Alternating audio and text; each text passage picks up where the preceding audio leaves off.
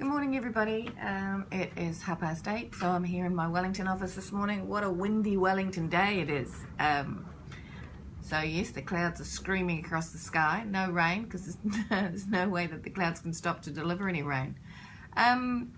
So just about a comment today. I wanted to just pick up on something else of Family First, that they actually put out an article on it on Sunday.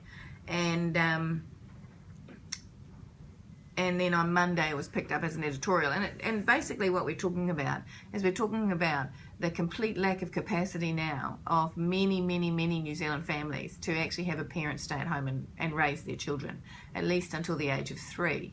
And this huge push, particularly I believe by this government, to get young children under the age of 3 into daycare, or to send a very strong message. And they send that very strong message particularly to single parents, that you have to go back to work. Now there's some interesting I think there's some interesting statements inside this conversation at the moment, and I just want to pick up on one of Jacinda Ardern, that she's been quoted as saying, "Every family has different needs, but there are educational benefits of children being taught by professionals." Now we're talking about 0 to 3, really, is what we're talking about. 0 to 3, 3.5 years old. And I find that statement that there are, nobody can doubt it, I suppose, that there's educational benefits to young children being taught by professionals. However, a whole generation was raised, and most of that generation is actually sitting down in the Parliament. Generations were raised by a stay-at-home parent who went to kindergarten at the age of 3.5 or 4. And kindergarten then had 100% fully trained and qualified teachers.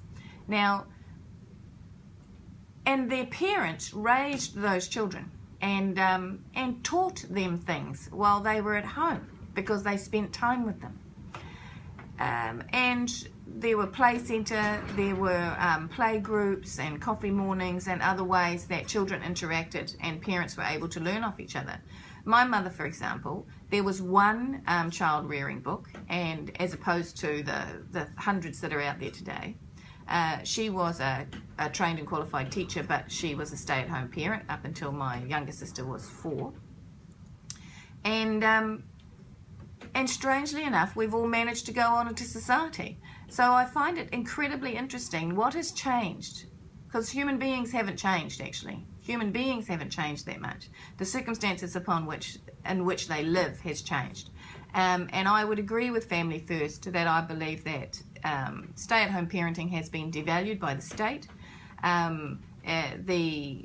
The drive to put your children into professional care at younger and younger ages has been incentivised through payments, and not necessarily all for the good. If you have a look downstream at a generation that has been placed inside professional daycare from very young, are we seeing greater academic outcomes from that? Well, not according to the state, we haven't been, and yet we continue to perpetuate this myth. Have we seen greater sense of family and connectedness? Well, not according to the state and all statistics, if you have a look at it.